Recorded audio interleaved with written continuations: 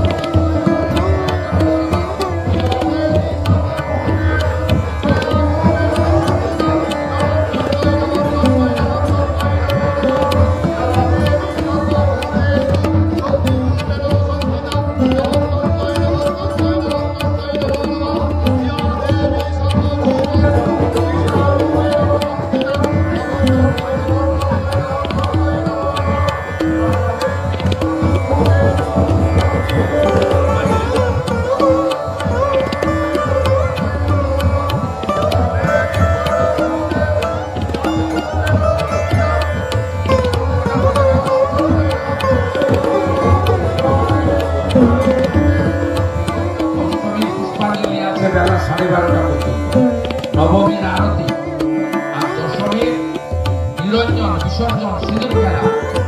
আমার পঞ্জিকা যা যা বলবে তাতেই হবে, আপনার কথা হবে না। পিতৃপক্ষে দুর্গা ঠাকুরের উদ্বোধন করলে হিজাব মাথায় দিয়ে কি হয় দেখি ঘন্টায় দেখিয়ে দিয়েছি। আসি মেতে আছে এই দুর্গা উৎসবে। বাঙালির প্রাণের উৎসব, বাঙালির শ্রেষ্ঠ উৎসব এই দুর্গা উৎসব। এই দুর্গা উৎসবের প্রত্যেকটা